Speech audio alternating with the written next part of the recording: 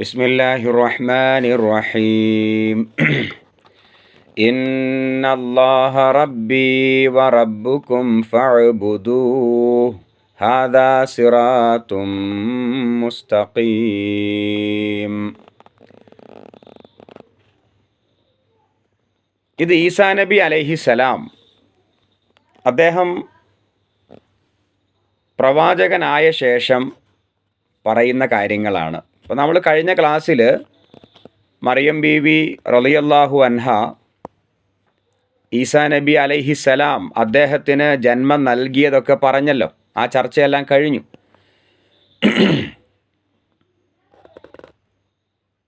35 ആയത്ത് എടുത്തു എന്നല്ലേ പറഞ്ഞത്? 36 എടുക്കേണ്ടത്? എടുക്കണം. ഓക്കെ. മാ കാന ലില്ലാഹി അൻ യത്തഖിദ മിൻ വലദ് സുബ്ഹാന ഇദാ ഖളാ അംറൻ ഫഇന്നമാ യഖൂലു ലഹു കുൻ ഫയകൂൻ. മാ കാന ലില്ലാഹി, അള്ളാഹുവിനില്ല. അപ്പോൾ ഈസാ നബി അലൈഹിസ്സലാം അദ്ദേഹത്തിൻ്റെ ആ ഒരു ജനനവും അതുമായി ബന്ധപ്പെട്ട സംഭവങ്ങളും പറഞ്ഞ് 34 ആയത്തിൽ ഏതാണ്ട് അവസാനിച്ചിരിക്കുന്നു. പൂർണ്ണമായിട്ട് അവസാനിച്ചിട്ടില്ല, എന്നാലും ഏതാണ്ടൊക്കെ അവസാനിച്ചിരിക്കുന്നു. മാ കാന ലില്ലാഹി അൻ യത്തഖിദ മിൻ വലദ്. നമുക്ക് ഓരോ വാക്കിൻ്റെയും അർത്ഥം പഠിക്കാം. മാ കാന ലില്ലാഹി, അള്ളാഹുവിന് ഉണ്ടാവുകയില്ല.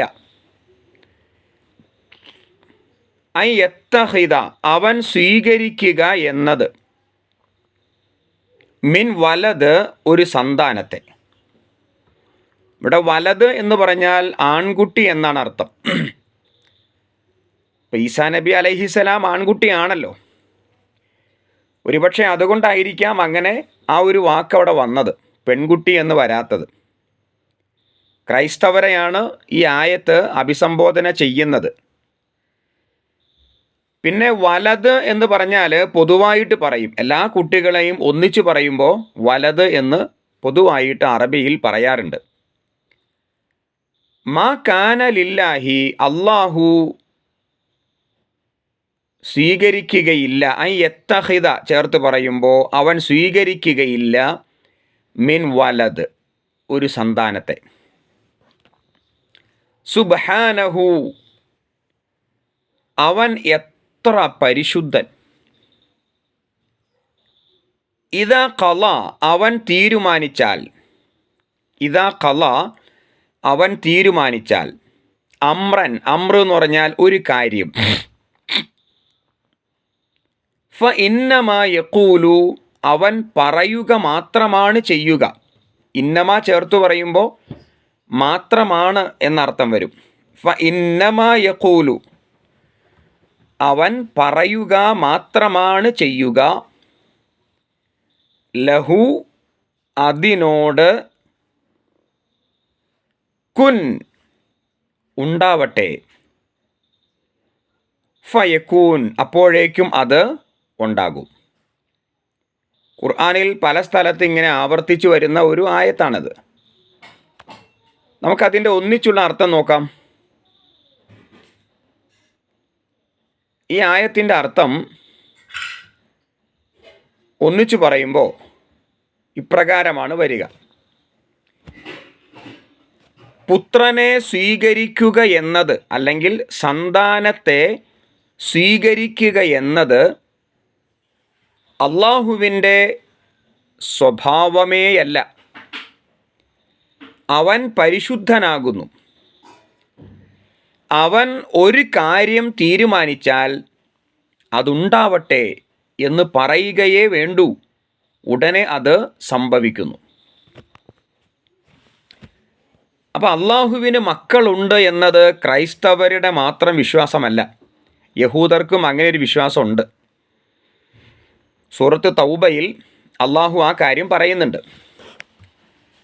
അള്ളാഹുവിന് മക്കളുണ്ട് എന്ന് സൂറത്ത് തൗബയിൽ അള്ളാഹു പറയുന്നു. എത്രാമത്തെ ആയത്താണ് എന്ന് നോക്കേണ്ടി വരും. നിങ്ങൾക്ക് ആർക്കെങ്കിലും അതറിയോ? അള്ളാഹുവിന് മക്കളുണ്ട്, അതായത് ആ മകൻ്റെ പേരും അള്ളാഹു അവിടെ പറയുന്നുണ്ട്, യഹൂദർ അങ്ങനെ വിശ്വസിക്കുന്നതായിട്ട്. ആ മകൻ്റെ പേരെന്താണ്? ഈസാ നബി അലൈഹിസ്സലാം അള്ളാഹുവിൻ്റെ മകനാണെന്ന് ക്രൈസ്തവർ പറയുന്നു. യഹൂദർ പറയുന്നു ഉസൈർ അള്ളാഹുവിൻ്റെ മകനാണെന്ന്. എന്താണ് പേര്? ഉസൈർ അല്ലേ? ആ ഉസൈർ. തൗബയിലാണ് ആയത്ത്. നിങ്ങൾക്ക് അതിൻ്റെ ആ ആയത്ത് നിങ്ങൾക്ക് ഓർമ്മയുണ്ടോ? ആർക്കെങ്കിലും അറിയോ? ഇല്ല. നമ്പർ അറിയോ? ആ തൗബയിലെ നമ്പർ അറിയോ? ഇല്ല. ഞാൻ പറയാം കേട്ടോ, ഒരു മിനിറ്റ്.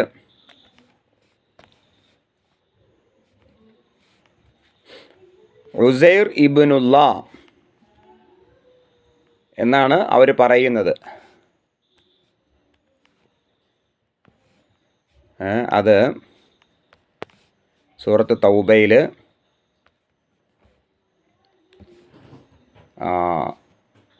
ഒരു മിനിറ്റ്.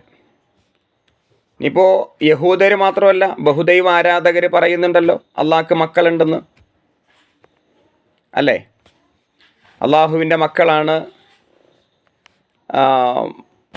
ഈ മലക്കുകൾ, അള്ളാഹുവിൻ്റെ പെൺമക്കളാണ് മലക്കുകൾ എന്ന് ഈ ബഹുദൈവ ആരാധകർ പറയുന്നുണ്ട്. ഇതുപോലെ അള്ളാഹുവിന് മക്കളുണ്ട് എന്ന് ധാരാളം പേര് പറയുന്നുണ്ട്. പല പ്രദേശങ്ങളിൽ പല വിശ്വാസങ്ങൾ ഉള്ളവരൊക്കെ പറയുന്നുണ്ട്. ഒരു മിനിറ്റ്. അപ്പം അതിനെ മൊത്തത്തിൽ നിരാകരിക്കുന്ന ഒരായത്താണിത് കേട്ടോ. എന്താ പറഞ്ഞേ? ഒന്ന് വായിച്ചു നോക്കിയേ.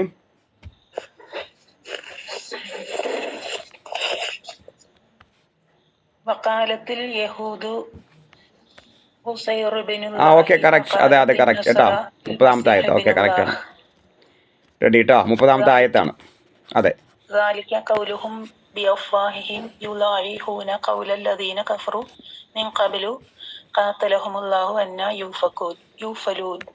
അതെ, ഓക്കെ, കറക്റ്റ് കേട്ടോ. അതിനായത്ത് എത്ര? സൂറത്ത് തൗബയിലെ 30-ാമത്തെ ആയത്തിൽ യഹൂദര് അള്ളാഹ്ക്ക് മകനുണ്ട് എന്ന് വിശ്വസിക്കുന്നു. ആ മകൻ്റെ പേര് ഉസൈർ എന്നാണെന്ന് അവർ പറയുന്നു. ഉസൈർ ഇബ്നുല്ലാ എന്നവർ പറയുന്നു. ഉസൈർ ഒരു മഹാനായ നല്ല മനുഷ്യനായിരുന്നു. ആ മനുഷ്യൻ മരണപ്പെട്ട് കഴിഞ്ഞപ്പോൾ അദ്ദേഹം പ്രവാചകനായിരുന്നോ അല്ലയോ എന്ന കാര്യത്തിൽ തർക്കമുണ്ട്. അദ്ദേഹം ഒരു മഹാനായ നല്ല ഒരു മനുഷ്യനായിരുന്നു. അദ്ദേഹം മരണപ്പെട്ട് കഴിഞ്ഞപ്പോൾ അള്ളാഹുവിൻ്റെ മകനാക്കി ഉസൈറിനെ മാറ്റി. അങ്ങനെ അദ്ദേഹത്തെ ആരാധിക്കാൻ തുടങ്ങി. ഇതുപോലെ ക്രൈസ്തവർ ഈസാ നബി അലൈഹിസ്സലാം അദ്ദേഹത്തെ അള്ളാഹുവിൻ്റെ മകനായിട്ട് കണ്ട് ആരാധിക്കുന്നു. അപ്പോൾ അതിനെ സംബന്ധിച്ച് അള്ളാഹ് ഇവിടെ പറഞ്ഞത് എന്താ? ആ വിശ്വാസം തെറ്റാണ് എന്നാണ്. തൊട്ടു മുമ്പ് യഹ്യ അലൈഹിസ്സലാം അദ്ദേഹത്തിൻ്റെ ജനനം ഒരു അത്ഭുതത്തിലൂടെയാണ് സംഭവിച്ചതെന്ന് പറയുന്നുണ്ട്. അപ്പോൾ അദ്ദേഹത്തെ ക്രൈസ്തവർ ദൈവത്തിൻ്റെ മകനാക്കിയില്ലല്ലോ. അത്ഭുതകരമായ ജനനത്തെ മുൻനിർത്തി ഈസാ നബി അലൈഹിസ്സലാം അദ്ദേഹത്തെ ദൈവത്തിൻ്റെ മകൻ ആക്കുന്നുവെങ്കിൽ യഹ്യ അലൈഹിസ്സലാം അദ്ദേഹവും ദൈവത്തിൻ്റെ മകനായിട്ട് വരേണ്ടതില്ലേ?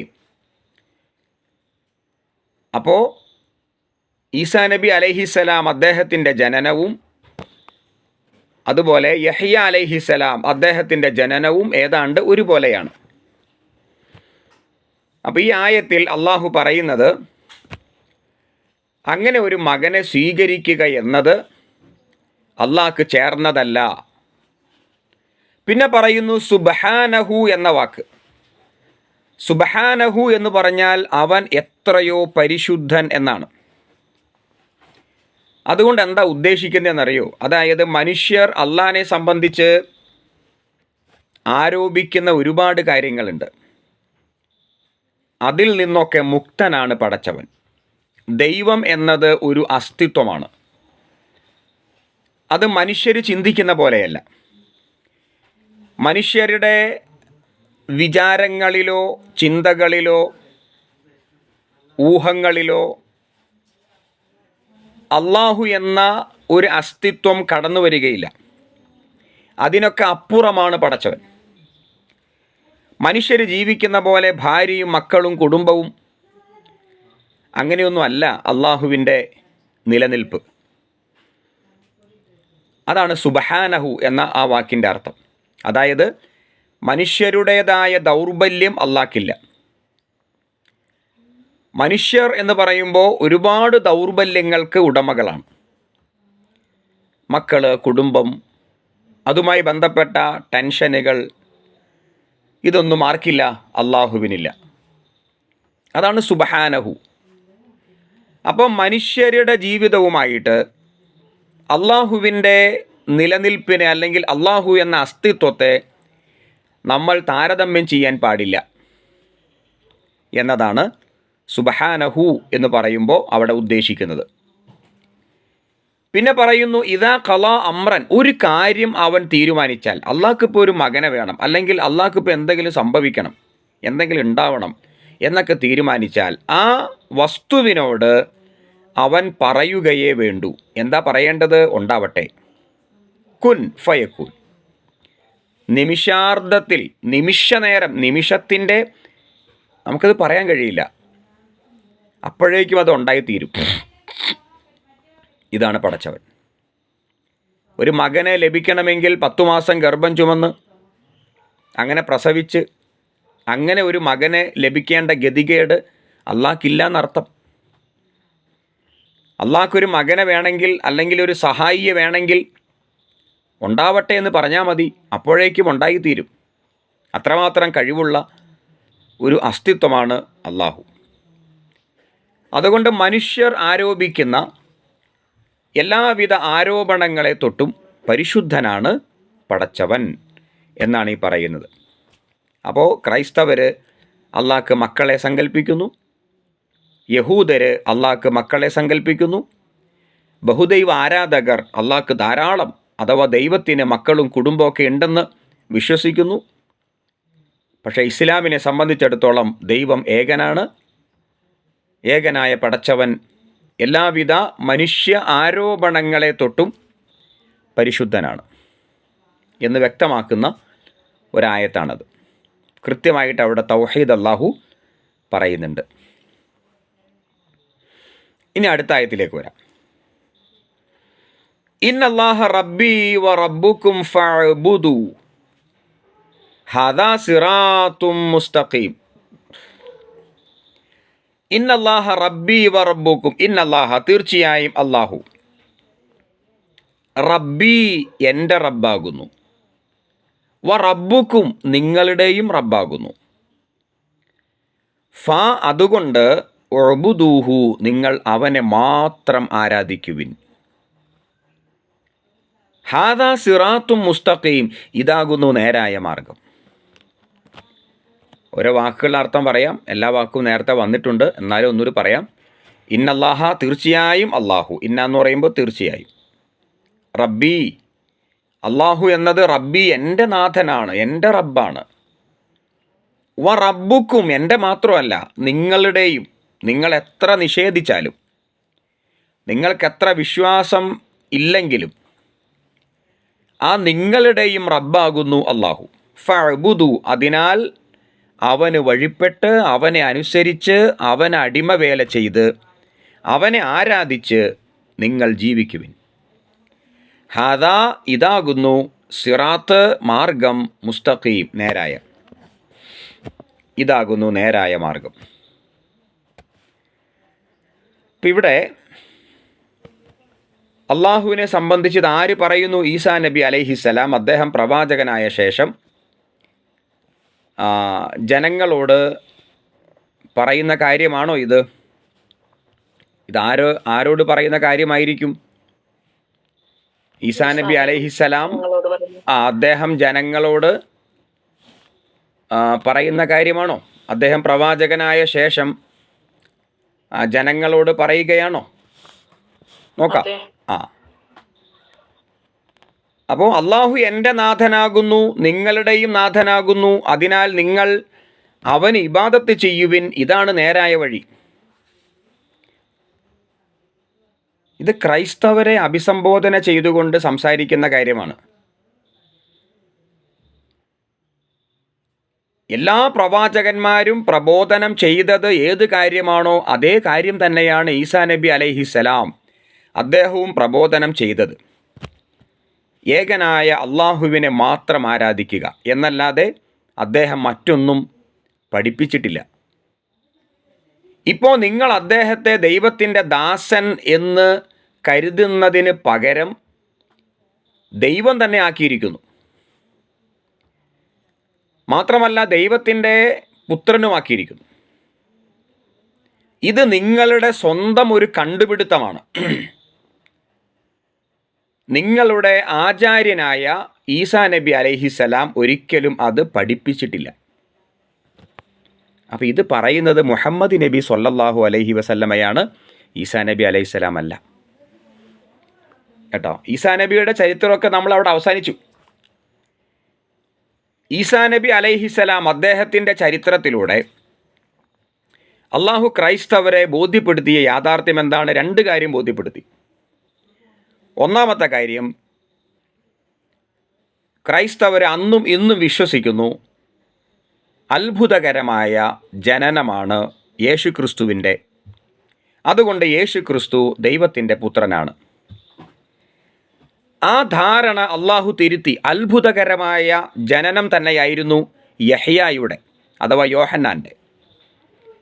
ആ യോഹന്നാനെ നിങ്ങൾ ദൈവത്തിൻ്റെ മകനാക്കിയില്ല. അതേ സിസ്റ്റത്തിലൂടെ അത്ഭുതകരമായിട്ടാണ് യേശുക്രിസ്തുവും ജനിച്ചത്. പക്ഷേ യേശുക്രിസ്തു മാത്രം ദൈവത്തിൻ്റെ മകനാകുന്നു, യോഹന്നാൻ ദൈവത്തിൻ്റെ മകനായിട്ട് മാറുന്നില്ല. ആ വൈരുദ്ധ്യത്തെ അള്ളാഹു ചൂണ്ടിക്കാണിക്കുന്നു. അതുകൊണ്ട് അത്ഭുതകരമായ ജനനം എന്നത് ദൈവത്തിൻ്റെ മകൻ ആകാനുള്ള സർട്ടിഫിക്കറ്റ് അല്ല, അത് അള്ളാഹുവിൻ്റെ കഴിവാണ്. ഇതാണ് ആദ്യത്തെ ചർച്ച. അതിന് സക്കരിയ എന്ന മഹാനായ മനുഷ്യൻ്റെ കഥ പറഞ്ഞു. മറിയം ബീബി റളിയല്ലാഹു അൻഹയുടെ ചരിത്രം പറഞ്ഞു. സക്കരിയാക്കും എലിസബത്തിനും യഹ്യ ജനിക്കുന്ന ചരിത്രം പറഞ്ഞു. മറിയം ബീവിക്ക് റളിയല്ലാഹു അൻഹ ഈസാ നബി അലൈഹിസ്സലാം ജനിക്കുന്ന ചരിത്രം പറഞ്ഞു. എന്നിട്ട് ദൈവത്തിന് മകൻ ഉണ്ടാവുകയില്ല, അത് ദൈവത്തിന് ചേർന്ന ഒരു കാര്യമല്ല എന്ന് വ്യക്തമായിട്ട് അവരെ ബോധ്യപ്പെടുത്തി. ഇതാണ് ഒരു ചർച്ച. രണ്ടാമത്തെ ചർച്ച എന്ന് പറഞ്ഞാൽ ഈസാ നബി അലൈഹിസ്സലാം പിന്നെ ആരായിരുന്നു, അഥവാ യേശു ക്രിസ്തു പിന്നെ ആരായിരുന്നു? ചരിത്രത്തിൽ ഒരുപാട് പ്രവാചകന്മാർ വന്നിട്ടുണ്ട്. അതുപോലെ വന്ന ഒരു പ്രവാചകനായിരുന്നു ഈസാ നബി അലൈഹിസ്സലാം എന്ന് വ്യക്തമായി പറയുന്നു. മറ്റാരുമല്ല അദ്ദേഹം. ആ ഈസാ നബി അലൈഹിസ്സലാം സമൂഹത്തോട് എന്താണോ പറഞ്ഞത്, ഈസാ നബിക്ക് മുമ്പ് വന്ന പ്രവാചകന്മാർ എന്താണോ പറഞ്ഞത്, അതുതന്നെയാണ് ഇപ്പം ഞാനും പറയുന്നത്. അഥവാ ഞാൻ എന്ന് പറയുമ്പോൾ അവിടെ മുഹമ്മദ് നബി സ്വല്ലല്ലാഹു അലൈഹി വസല്ലം ഞാനും പറയുന്നത്. എന്താണ് ആ കാര്യം? അതാണിപ്പോൾ പഠിച്ച ആയത്ത്. ഏതാണ് ആയത്ത്? ഇന്നല്ലാഹ റബ്ബി വ റബ്ബുക്കും, എൻ്റെയും നിങ്ങളുടെയും റബ്ബ് അള്ളാഹുവാകുന്നു. ഫഅ്ബുദൂഹു, നിങ്ങൾ അവന് മാത്രം ഇബാദത്ത് ചെയ്യുവിൻ. ഇബാദത്ത് ചെയ്യുക എന്ന് പറഞ്ഞാൽ അതിൻ്റെ അർത്ഥം സമ്പൂർണമായ ഒരു സമർപ്പണമാണ്. സമ്പൂർണമായ ഒരു സമർപ്പണം, പൂർണ്ണമായിട്ട് വിധേയപ്പെടുക എന്നാണ്. ഇപ്പോൾ നമ്മൾ മാതാപിതാക്കളെ അനുസരിക്കുന്നു. എന്തുകൊണ്ട്? അള്ളാഹ് പറഞ്ഞു. അപ്പോൾ മാതാപിതാക്കളെ അനുസരിക്കൽ അള്ളാഹ്ക്കുള്ള അനുസരണമാണ്. കാരണം അള്ളാഹുവിൻ്റെ കൽപ്പനയ്ക്ക് വിധേയമായിട്ടാണ് നമ്മൾ നമ്മുടെ പേരൻസിനെ അനുസരിക്കുന്നത്. അറിവുള്ളവരെയും പ്രായമായവരെയും ആദരിക്കുന്നു, ബഹുമാനിക്കുന്നു. കാരണം അള്ളാഹു പറഞ്ഞിരിക്കുന്നു. അപ്പോൾ അള്ളാഹുവിൻ്റെ കൽപ്പനയ്ക്ക് വിധേയമായിട്ടാണ് നമ്മൾ ഓരോ കാര്യങ്ങളും ചെയ്യുന്നത്. അപ്പോൾ അത് ആത്യന്തികമായിട്ട് അള്ളാഹുവിനുള്ള അനുസരണമാണ്, അള്ളാഹ്ക്കുള്ള ഇബാദത്താണ്. ഏതൊരു കാര്യവും പണം സമ്പാദിക്കുമ്പോൾ ഹലാലായത് മാത്രം സമ്പാദിക്കുന്നു. കാരണം അള്ളാഹു പറഞ്ഞിരിക്കുന്നു ഹറാമ് സമ്പാദിക്കരുത്. അത് അള്ളാഹ്ക്കുള്ള അനുസരണമാണ്. ആ അനുസരണം അള്ളാഹ്ക്കുള്ള ഇബാദത്താണ്. ഇതുപോലെ എല്ലാ കാര്യങ്ങളും അങ്ങനെയാണ്. ഒരു സത്യവിശ്വാസിയെ സംബന്ധിച്ചിടത്തോളം അള്ളാഹുവുമായിട്ടുള്ള കണക്ഷൻ നമസ്കാരത്തിൽ മാത്രമല്ല, അവൻ്റെ സാമൂഹ്യ ജീവിതത്തിൽ, അവൻ്റെ കുടുംബജീവിതത്തിൽ തൻ്റെ ഭാര്യയോട് മാന്യമായിട്ട് പെരുമാറുന്നു, തൻ്റെ മക്കളോട് വളരെ സ്നേഹത്തോടെ പെരുമാറുന്നു. കാരണം അള്ളാഹു അങ്ങനെ പറഞ്ഞിരിക്കുന്നു. അത് അള്ളാഹ്ക്കുള്ള ഇബാദത്താണ്. തൻ്റെ സഹോദരന്മാരോടും മാന്യമായി പെരുമാറുന്നു, അവർക്ക് വേണ്ട അവകാശങ്ങളൊക്കെ വകവച്ചു കൊടുക്കുന്നു. കാരണം അള്ളാഹു അങ്ങനെ പറഞ്ഞിരിക്കുന്നു. അപ്പം തൻ്റെ കുടുംബ ദാമ്പത്യ ജീവിതത്തിൽ, തൻ്റെ സാമൂഹ്യ ജീവിതത്തിൽ അയൽവാസികളുമായിട്ട്, മറ്റിതര മതസമൂഹങ്ങളുമായിട്ട് മാന്യമായിട്ട് പെരുമാറുന്നു. കാരണം അള്ളാഹു അങ്ങനെ പറഞ്ഞിരിക്കുന്നു. അപ്പോൾ അള്ളാഹുവുമായിട്ടുള്ള കണക്ഷൻ നിസ്കാരത്തിൽ മാത്രമല്ല ഉണ്ടാവുക, മറിച്ച് അവൻ്റെ ജീവിതവുമായി ബന്ധപ്പെട്ട എല്ലാ മേഖലകളിലും അള്ളാഹുവുമായിട്ടുള്ള ഒരു കണക്ഷൻ അവനുണ്ടായിരിക്കും. ആ കണക്ഷൻ്റെ പേരാണ് ഇബാദത്ത്. അതാണ് ഇവിടെ പറഞ്ഞത്. അവന് മാത്രം ഇബാദത്ത് ചെയ്യുവിൻ, അവനെ മാത്രം അനുസരിച്ച് ജീവിക്കുവിൻ എന്ന് ഈ പറഞ്ഞതിൻ്റെ അർത്ഥം അതാണ്. ഹാദാ സിറാത്തും മുസ്തഖീം, ഇതാണ് നേരായ മാർഗം. അപ്പോൾ മുഹമ്മദ് നബി സ്വല്ലല്ലാഹു അലൈഹി വസല്ലമ ജനങ്ങളോട് പറയുന്ന കാര്യമാണത്. ഈസാ നബി അലൈഹിസ്സലാം പറയുന്ന കാര്യമല്ല. ഈസാ നബി അലൈഹിസ്സലാം പറഞ്ഞ കാര്യവും ഇതുതന്നെയായിരുന്നു.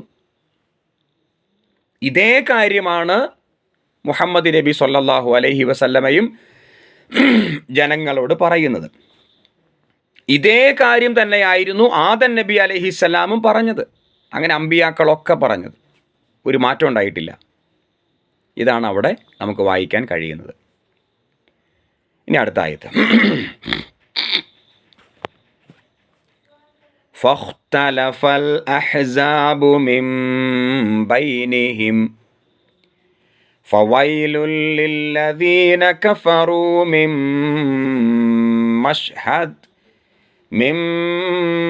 മശ്ഹദി യൗമിൻ അളീം. 37-ാമത്തെ ആയത്താണ്. നമുക്കതിൻ്റെ അർത്ഥം നോക്കാം.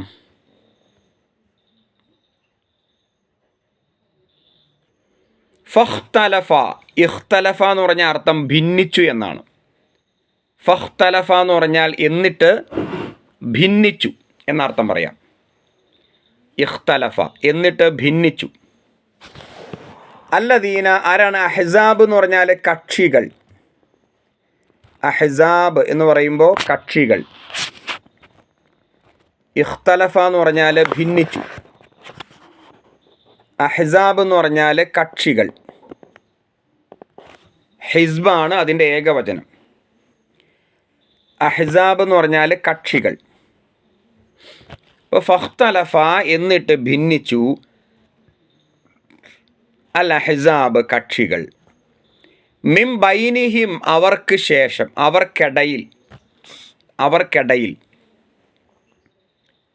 അവർക്കിടയിലെ കക്ഷികൾ ഭിന്നിച്ചു. ഇപ്പം എന്തായിരിക്കുക പറഞ്ഞാൽ നമുക്ക് അത്രയൊന്ന് ചർച്ച ചെയ്യാം. അവർക്കിടയിലെ കക്ഷികൾ ഭിന്നിച്ചു. അതിനർത്ഥം ഒന്നിച്ചു പറയുമ്പോൾ അങ്ങനെ തന്നെ.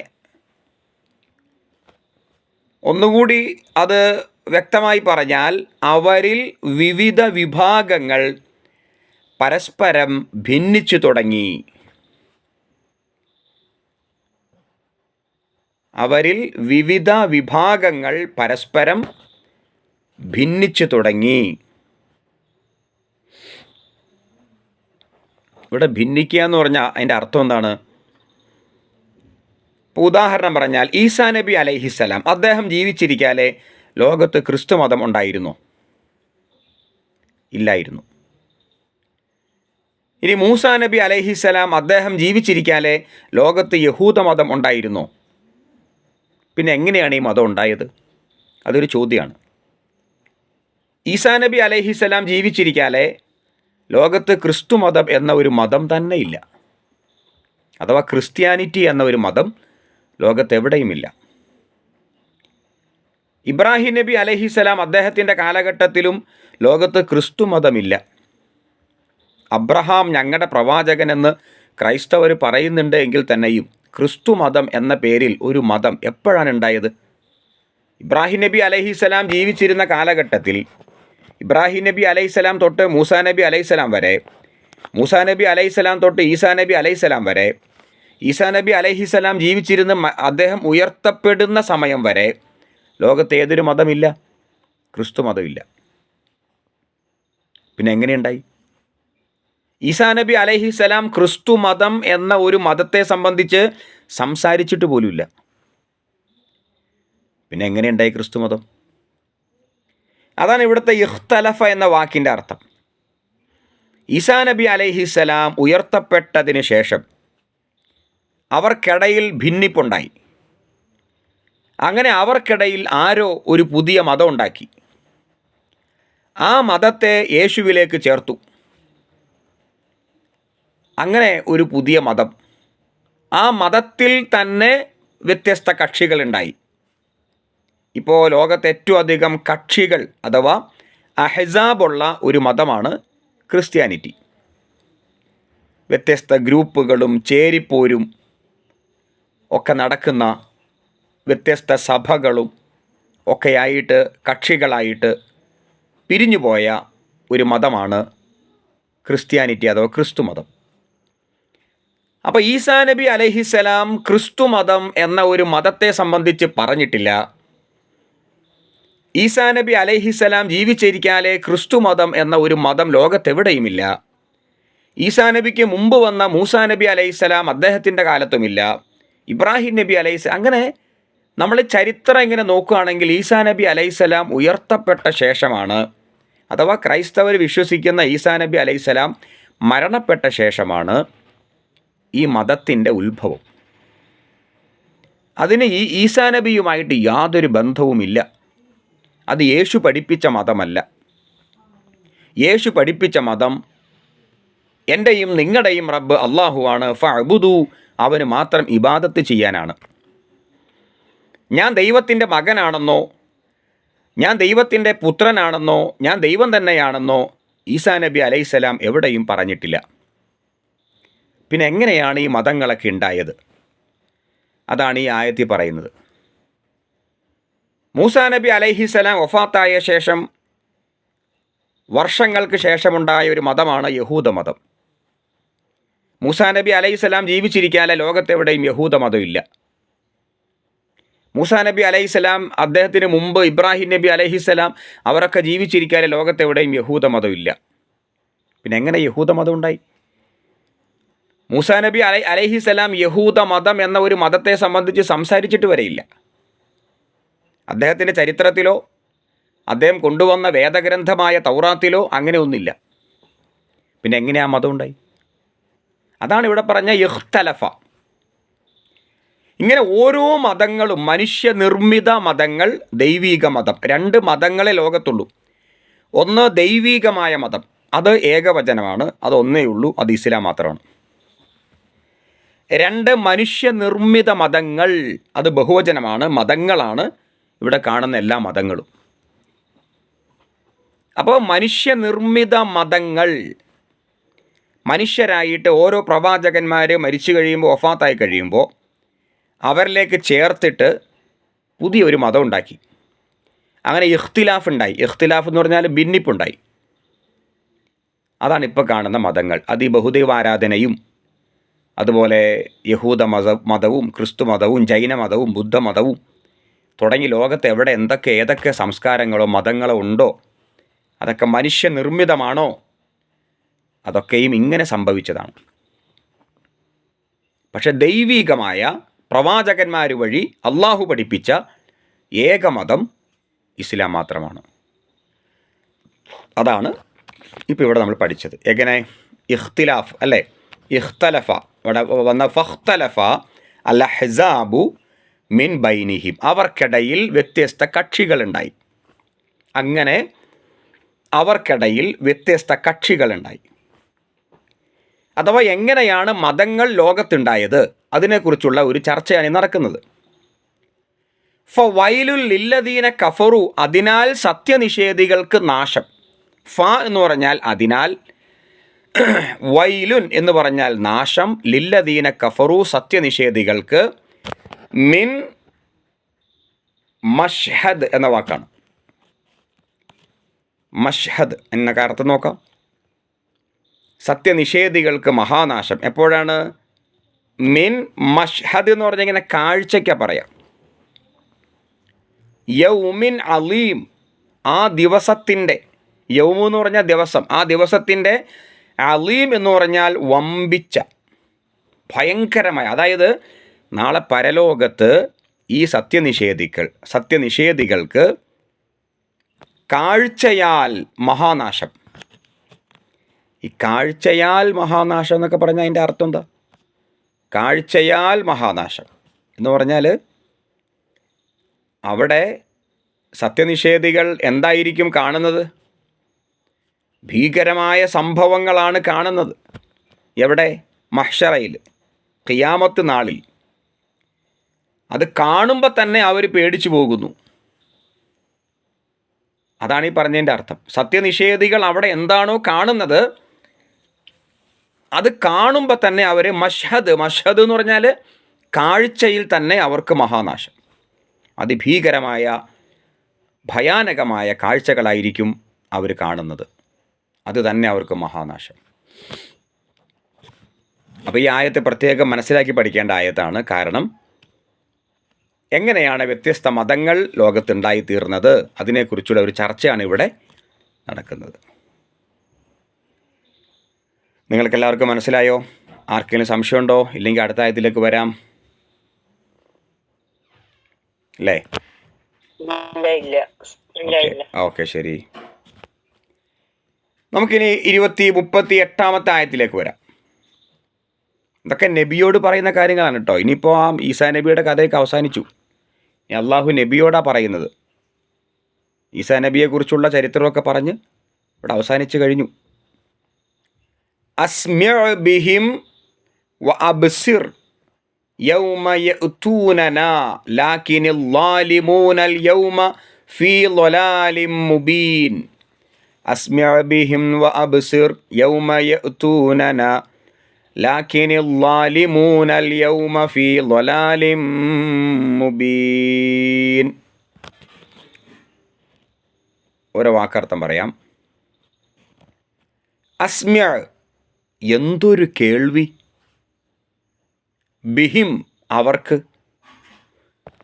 അബ്സിർ, എന്തൊരു കാഴ്ച, അത്ഭുതം, ഇങ്ങനെ ഉള്ള ഒരു പ്രയോഗമാണത്. അസ്മിഉ, എന്തൊരു കേൾവി, ബിഹിം, അവർക്ക്, വ അബ്സിർ, എന്തൊരു കാഴ്ച, യൗമ, ദിവസം, യഅ്തൂനന, അവർ നമ്മുടെ അടുത്ത് വരുന്നു. അവർ നമ്മുടെ അടുത്ത് വരുന്നു. അതിൻ്റെ അത്രയും നമുക്ക് ആദ്യം ചർച്ച ചെയ്യാം. അത്രയും അർത്ഥം പറയുമ്പോൾ എന്താ നോക്കാം. അതായത് ആ സത്യനിഷേധികളായ ആളുകളില്ലേ, അവർ നമ്മുടെ സന്നിധിയിൽ ഹാജരാക്കപ്പെടുമ്പോൾ അവരുടെ കാതുകൾ നന്നായി കേൾക്കുന്നു, കണ്ണുകൾ നല്ലവണ്ണം കാണുകയും ചെയ്യുന്നു. ഇപ്പം കേൾക്കാൻ അവർക്ക് നേരമില്ലല്ലോ. അതായി പറഞ്ഞതിൻ്റെ അർത്ഥം. ഇപ്പം എത്ര പറഞ്ഞാലും അവർക്ക് മനസ്സിലാവുന്നില്ല. എത്ര തെളിവുകൾ അവർക്ക് മുമ്പിൽ ഹാജരാക്കിയാലും അവർ മനസ്സിലാക്കുന്നില്ല. പക്ഷെ നാളെ പരലോകത്ത് അസ്മിഉ, എത്ര നല്ല കേൾവി, അബ്സിർ, എത്ര നല്ല, അതിൻ്റെ ആശയം അതാണ്. അന്ന് അവർക്ക് അവരുടെ കണ്ണുകൾ നല്ലവണ്ണം കാണും, നല്ലവണ്ണം കേൾക്കും. പക്ഷെ ഇപ്പോൾ അതെന്തോ നിഷേധമായിട്ട് നിൽക്കുന്നു. എൻ്റെ ബാക്കി നോക്കാം. ലാക്കിനി ലാലിമൂന, പക്ഷേ അക്രമികൾ അൽ യൗമ അന്നേ ദിവസം ഫീ ലൊലാലിൻ മുബീൻ, വ്യക്തമായ വഴികേടിലാണ്. അക്രമികൾ അന്നേ ദിവസം വ്യക്തമായ വഴികേടിലാണ്. ഈ പറഞ്ഞതിൻ്റെ അർത്ഥം ഇത്രയേ ഉള്ളൂ. ചുരുക്കി പറഞ്ഞാൽ, ഇപ്പോൾ എന്തെല്ലാം പറഞ്ഞു കൊടുത്താലും അവരൊന്നും മനസ്സിലാക്കുന്നില്ല. ദൈവത്തിന് മക്കളില്ല എന്ന് 1000 വട്ടം തെളിവെല്ലാം ഉദ്ധരിച്ച് പറഞ്ഞാലും അവർ പിന്നെയും പറയും ദൈവത്തിന് മക്കളുണ്ട്. പക്ഷെ അന്നേ ദിവസം, അതായത് പരലോകത്ത് ചെല്ലുമ്പോൾ ഇവർക്ക് നല്ല കേൾവിയാണ്, നല്ല കാഴ്ചയാണ്. പക്ഷേ അക്രമികളായ ആളുകൾ അവരൊക്കെയും വ്യക്തമായ വഴികേടിൽ ആകുന്നു. അവർക്ക് അവിടെ വച്ച് കേട്ടതുകൊണ്ട് യാതൊരു നേട്ടവും ഉണ്ടാവുകയില്ല.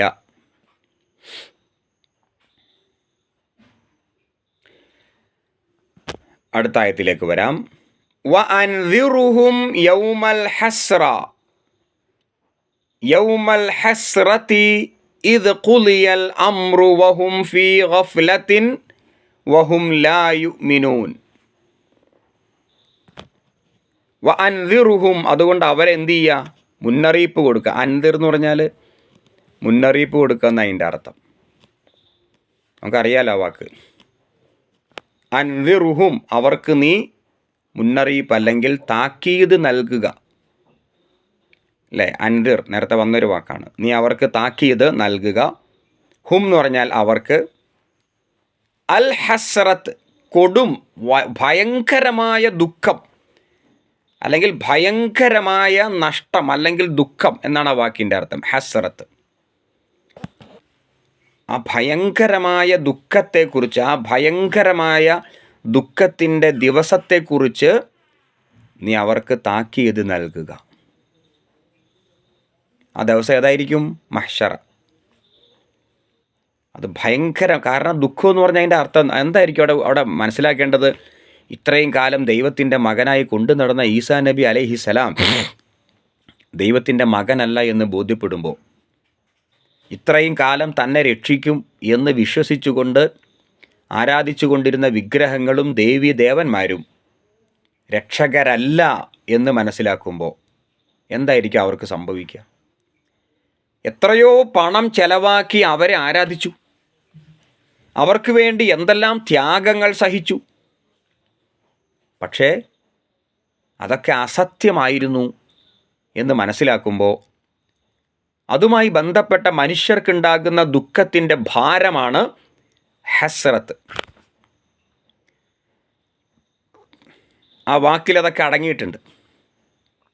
കാരണം നാളെ മഹ്ശറയിൽ വിജയിക്കണമെന്ന് ആഗ്രഹിച്ചുകൊണ്ടാണ് ഈ പണിയെല്ലാം ചെയ്തത്. അവിടെ ചെന്നപ്പോൾ മനസ്സിലായി അതൊക്കെ തെറ്റായിരുന്നു.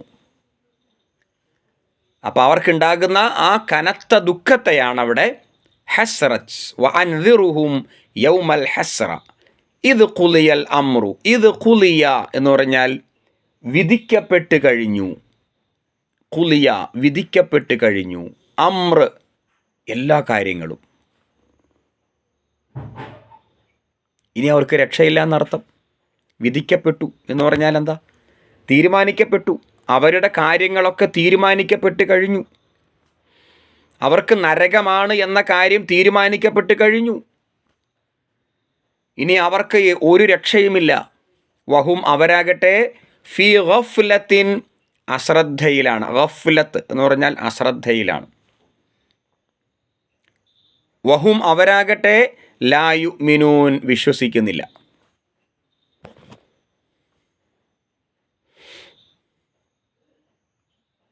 ഈ ആയത്ത് സത്യനിഷേധികളായ മനുഷ്യരുടെ അവസ്ഥയെ സംബന്ധിച്ചാണ് പറയുന്നത്.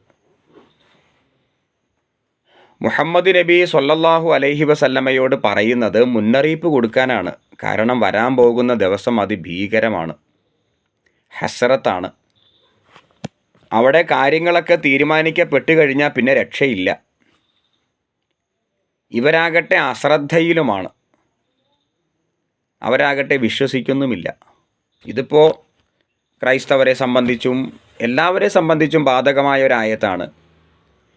മുസ്ലിങ്ങളെ സംബന്ധിച്ചും കൂടി ബാധകമായ ഒരായത്താണ്.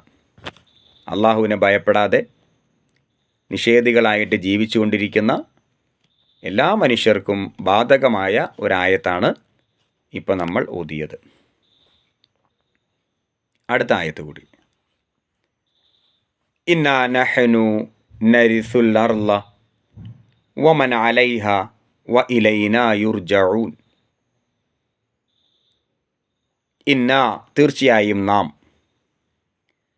നഹ്നു നാം തന്നെ, രണ്ട് വാക്ക് വന്നിരിക്കുക. ഇന്ന എന്ന് പറഞ്ഞാൽ തീർച്ചയായും നാം, നഹ്നു എന്ന് പറഞ്ഞാൽ നാം എന്ന് തന്നെ അർത്ഥം. അപ്പം നാം തന്നെ. നരിസു, നരിസു എന്ന് പറഞ്ഞാൽ അനന്തരമെടുക്കും, അനന്തരമെടുക്കും. അലർള ഭൂമിയെ, വമൻ അലൈഹ അതിന് മുകളിൽ ഉള്ളവരെയും, ഭൂമിയെ നാം അനന്തരമെടുക്കും. വമൻ അലൈഹ എന്ന് പറയുമ്പോൾ അതിന് മുകളിൽ ഉള്ളവരെയും. വ ഇലൈന നമ്മിലേക്കാകുന്നു, യുർജഊന അവർ മടക്കപ്പെടുക. അവിടെ പുതിയൊരു വാക്ക് നരിസു എന്ന വാക്കാണ്. നരിസു എന്ന് പറയുമ്പോൾ നാം അനന്തരമെടുക്കുന്ന അതിൻ്റെ അർത്ഥം. ഈ ആയത്തിൻ്റെ അർത്ഥം ഒന്നിച്ചു പറയുമ്പോൾ എന്തായിരിക്കും നോക്കാം. ഒടുവിൽ ഭൂമിയുടെയും അതിൽ ഉള്ള എല്ലാത്തിൻ്റെയും അവകാശിയാകുന്നത് നാം തന്നെയാകുന്നു. ഇതാണ് ഫസ്റ്റ് പറഞ്ഞതിൻ്റെ അർത്ഥം. നരിസു ഒടുവിൽ ഭൂമിയുടെയും അതിൽ ഉള്ളതിൻ്റെയും അവകാശിയാകുന്നത് നാം തന്നെയാകുന്നു. അള്ളാഹു പറയാണ് ഒടുവിൽ. ഇവിടെ ഒടുവിൽ എന്ന് പറഞ്ഞാൽ ലോകം അവസാനിച്ച് കഴിയുമ്പോൾ. ഇപ്പോൾ നമ്മൾ പറയും എൻ്റെ സ്വത്ത്, എൻ്റെ സ്വത്ത്. ഓരോരുത്തർക്കും ഓരോന്നിനും അവകാശമുണ്ട്. പക്ഷേ ലോകാവസാനം നടന്ന് നമ്മൾ മഹ്ശറയിൽ എത്തിക്കഴിയുമ്പോൾ എന്താ സംഭവിക്കുക? അള്ളാഹു മാത്രമാണ് ഏകൻ, എല്ലാത്തിൻ്റെയും അവകാശം അവന് മാത്രം. കുല്ലുമൻ അലൈഹ ഫാൻ വയബ്ഖാ വജ്ഹു റബ്ബിക ദുൽ ജലാലി വൽ ഇക്റാം എന്നൊരായത്തുണ്ട് ഖുർആനിൽ. സൂറത്ത് റഹ്മാനിലാണ് ആയത്ത്. എന്താ അതിൻ്റെ അർത്ഥം? എല്ലാം നശിക്കും, അള്ളാഹു മാത്രം അവശേഷിക്കും. എല്ലാം നശിക്കും. ഈ മഹാപ്രപഞ്ചം മുഴുവൻ നശിക്കും. മലക്കുകളും ജിന്നുകളും ഒക്കെ നശിക്കും. അവസാനം വയബ്ഖാ വജ്ഹു റബ്ബിക, നിൻ്റെ റബ്ബ് മാത്രം അവശേഷിക്കും. നിങ്ങളൊന്ന് ആലോചിച്ച് നോക്കി. ആരോരുമില്ല, അല്ല മാത്രമുള്ള ഈ പ്രപഞ്ചം. ഈ പ്രപഞ്ചമില്ല. ആരേ ഉള്ളൂ? അള്ളാഹു മാത്രം. മലക്കുകളില്ല, ജിന്നുവർഗമില്ല, മനുഷ്യരില്ല, ജീവജാലങ്ങളില്ല, പക്ഷി മൃഗാദികളില്ല, ഭൂമിയില്ല, സൂര്യനില്ല, ചന്ദ്രനില്ല. ആര് മാത്രമേ ഉള്ളൂ? അല്ലാ മാത്രം. അള്ളാഹു മാത്രം അവശേഷിക്കുന്ന ഒരു ഖിയാമത്ത് നാൾ വരാനുണ്ട്. അന്ന് അവകാശി ആര് മാത്രമായിരിക്കും? അള്ളാഹു മാത്രമായിരിക്കും എല്ലാത്തിൻ്റെയും. നമ്മളെ മൊത്തത്തിൽ അള്ളാഹു ഒരുമിച്ച് കൂട്ടുമല്ലോ. ഒരുമിച്ച് കൂട്ടിയാലും ആ അള്ളാഹു തന്നെയായിരിക്കും എല്ലാത്തിൻ്റെയും അവകാശി. ഈ ആയത്തിന് രണ്ടാമത്തെ ഭാഗം എന്താ? രണ്ടാമത്തെ ഭാഗം ഇതാണ്. എല്ലാം അവസാനം നമ്മിലേക്ക് മടക്കപ്പെടുന്നു, അല്ലേ? ഈ ആയത്തിൻ്റെ അവസാന ഭാഗത്ത് പറയുന്നത് എല്ലാം അവസാനം നമ്മിലേക്ക് മടക്കപ്പെടുന്നു. ഏതാണ് ആയത്ത്? വ ഇലൈന യുർജഊൻ, എല്ലാം അവസാനം നമ്മിലേക്ക് മടക്കപ്പെടുന്നു. എല്ലാം അവസാനം നമ്മിലേക്ക് മടക്കപ്പെടുന്നു. അപ്പോൾ ഇത്രയും ആയത്തിൽ ക്രൈസ്തവരുമായി ബന്ധപ്പെട്ട ചർച്ചകളൊക്കെ അവസാനിച്ചു. അത് നേരത്തെ കുറച്ച് മുമ്പ് ദാലിക ഈസബ്നു മറിയം 34-ാമത്തെ ആയത്ത്. ദാലിക ഈസബ്നു മറിയം ഖൗലുൽ ഹഖ് അല്ലദീ ഫീഹി യംതറൂൻ മാ കാന ലില്ലാഹി അൻ യത്തഖിദ മിൻ വലദ് സുബ്ഹാന, അല്ലേ? ആ 35-ാമത്തെ ആയത്ത് വരെ ക്രൈസ്തവരുമായി ബന്ധപ്പെട്ട ചർച്ചയാണ് പിന്നെയും നടക്കണത് എങ്കിലും ഭാഗികമായിട്ട് 35-ാമത്തെ ആയത്തിൽ ക്രൈസ്തവരുമായി ബന്ധപ്പെട്ട ചർച്ച അവസാനിച്ചു. പിന്നെ ചർച്ചയുണ്ട്, ഇല്ല എന്ന് പറയുന്നില്ല. പക്ഷെ എവിടെ എത്തിയപ്പോൾ 40-ാമത്തെ ആയത്തെത്തിയപ്പോൾ പൂർണ്ണമായിട്ടും അവസാനിച്ചു. ഏതാണ്? ക്രൈസ്തവരുമായി ബന്ധപ്പെട്ട അഥവാ ക്രിസ്ത്യാനികളെ കേൾപ്പിക്കാൻ വേണ്ടി അവതരിപ്പിക്കപ്പെട്ട വചനങ്ങൾ ഇവിടെ അവസാനിക്കുന്നു. ഈ 40-ാമത്തെ ആയത്തിൽ അവസാനിക്കുകയാണ്. ഇനി നിങ്ങളോട് ഒരു കാര്യം ചോദിക്കട്ടെ. ഞാൻ ഈ സൂറയുടെ ആമുഖത്തിൽ അബുസീനിയൻ പലായനം പറഞ്ഞിരുന്നു. ആരെങ്കിലും അത് ഓർക്കുന്നുണ്ടോ?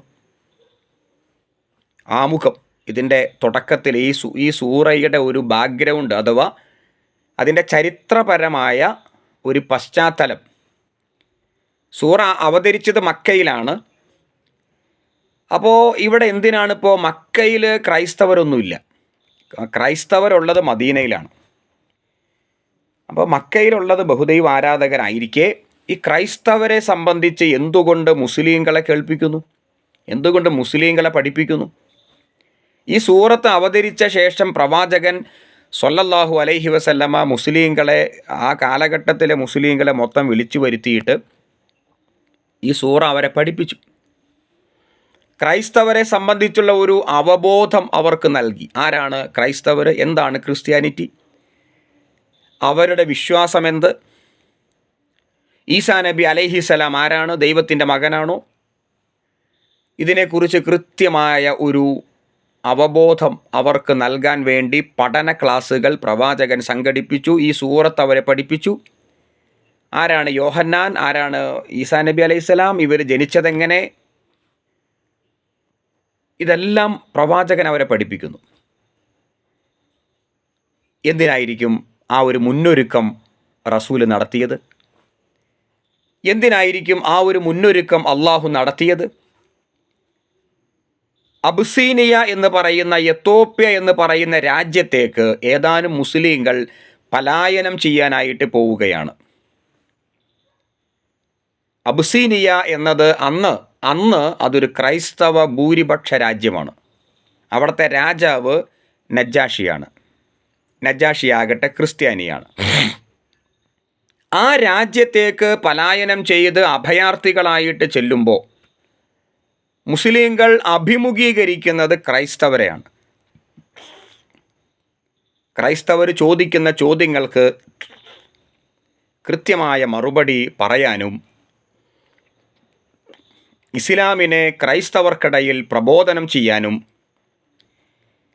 നല്ല ഒരു അവബോധം അവർക്കുണ്ടായിരിക്കണം. അതുകൊണ്ടാണ് സൂറത്ത് മറിയം ആ ഒരു പ്രത്യേക സന്ദർഭത്തിൽ അവതരിച്ചതും പ്രവാചകൻ അവരെ പഠിപ്പിച്ചതും. നാട് വിട്ടു പോയാലും പലായനം ചെയ്താലും പ്രബോധനമെന്ന ഉത്തരവാദിത്വത്തിൽ നിന്ന് പിന്മാറാൻ നമുക്ക് അവകാശമില്ല, സ്വാതന്ത്ര്യമില്ല. ഒരു മുസ്ലിമിൻ്റെ ജീവിതം മുഴുവൻ പ്രബോധനമായിരിക്കണം. അബുസീനിയൻ പലായനം നടന്നാലും ഹിജറ നടന്നാലും ഉടുതുണിക്ക് മറുതുണിയില്ലാതെ പലായനം ചെയ്താലും അവരുടെ മുഖ്യമായ അജണ്ട പ്രബോധനം ആയിരിക്കണം എന്ന് അള്ളാഹു നമ്മെ ഇവിടെ പഠിപ്പിക്കുന്നു. അബുസീനയിലേക്ക് പലായനം നടന്നിട്ടില്ല. ഈ സൂറത്ത് അവതരിച്ച് ഈ സൂറ നബി തൻ്റെ സഹാബിമാരെ പഠിപ്പിച്ച് ഏതാനും മാസങ്ങൾക്ക് ശേഷമാണ് എത്തോപ്യ അഥവാ അബുസീനയിലേക്ക് അവർ പലായനം ചെയ്തത്. ഇത് ഞാൻ ഈ സൂറത്ത് ആമുഖമായിട്ട് എടുത്തപ്പോൾ വളരെ വിശദമായിട്ട്, എൻ്റെ ഓർമ്മ ശരിയാണെങ്കിൽ ആമുഖ പഠന ക്ലാസ്, അതെ ആമുഖ പഠന ക്ലാസ്, അതിൽ ഈ സൂറയുടെ ആ ബാക്ക്ഗ്രൗണ്ട്, ചരിത്രപരമായ അതിൻ്റെ ഹിസ്റ്റോറിക്കൽ ബാക്ക്ഗ്രൗണ്ട് കൃത്യമായി പറഞ്ഞിരുന്നു. ക്ലാസ് കേൾക്കാത്തവരുണ്ടെങ്കിൽ ആമുഖം അത് 1-2 ഭാഗമായിട്ട് റെക്കോർഡ് ചെയ്ത് അയച്ചിട്ടുണ്ട്. അതൊന്നുകൂടി കേൾക്കുക. അപ്പോൾ ഇൻഷാ അല്ലാഹ് തൽക്കാലം നിർത്താം ഇന്നത്തെ ക്ലാസ്. ക്രൈസ്തവരുമായി ബന്ധപ്പെട്ട എല്ലാ ചർച്ചയും ഇവിടെ അവസാനിച്ചു. ഇനി 41-ാമത്തെ ആയത്ത് മുതൽ മറ്റൊരു ചർച്ചയിലേക്ക് പ്രവേശിക്കുന്നു. നമുക്ക് അടുത്ത ക്ലാസ്സിൽ ബാക്കിയെടുക്കാം. അള്ളാഹു തൗഫീഖ് ചെയ്യുമാറാകട്ടെ, അള്ളാഹു അനുഗ്രഹിക്കുമാറാകട്ടെ. ഈ ചെലവഴിച്ച സമയം അള്ളാഹു സ്വാലിഹായ ഒരു അമലായിട്ട് സ്വീകരിക്കുമാറാകട്ടെ. നമ്മുടെ തെറ്റുകുറ്റങ്ങളൊക്കെ അള്ളാഹു ഇതിൻ്റെ പേരിൽ വിട്ടുപുറത്ത് മാപ്പാക്കി നൽകുമാറാകട്ടെ. നമ്മുടെ ഹലാലായ നല്ല നല്ല ആവശ്യങ്ങൾ അള്ളാഹു നിറവേറ്റി നൽകുമാറാകട്ടെ. ദുരന്തങ്ങളും പ്രകൃതിക്ഷോഭങ്ങളും നമ്മെ അള്ളാഹു അതിൽ നിന്ന് കാത്തി രക്ഷിക്കുമാറാകട്ടെ. എല്ലാവിധ പ്രതിസന്ധികളും പ്രയാസങ്ങളും അതിനെ തരണം ചെയ്യാനുള്ള ശക്തമായ സ്വബർ അള്ളാഹു നമുക്ക് ഏവർക്കും പ്രദാനം ചെയ്യുമാറാകട്ടെ. നമ്മുടെ മക്കളെയും ഇണകളെയും അള്ളാഹു കാത്ത് രക്ഷിക്കുമാറാകട്ടെ. നമ്മുടെ സഹോദരിമാരെയും സഹോദരങ്ങളെയും നമ്മുടെ മാതാപിതാക്കളെയും അള്ളാഹു പ്രത്യേകമായി അനുഗ്രഹിക്കുമാറാകട്ടെ. മരണപ്പെട്ടുപോയ നമ്മുടെ മാതാപിതാക്കൾ ഉണ്ടാകാം, വേണ്ടപ്പെട്ടവരുണ്ടാകാം, അവരെല്ലാം അള്ളാഹു പ്രത്യേകമായി അവർക്ക് മഗ്ഫിറത്തും മർഹമത്തും പ്രദാനം ചെയ്യുമാറാകട്ടെ. اللهم ربنا تقبل منا إنك أنت السميع العليم وتب علينا إنك أنت التواب الرحيم واغفر لنا يا غافر المذنبين. اللهم نور قلوبنا بالقرآن اللهم ارحمنا بالقرآن. آمين آمين آمين برحمتك يا أرحم الراحمين. سبحانك اللهم ربنا وبحمدك أشهد أن لا إله إلا أنت أستغفرك وأتوب إليك.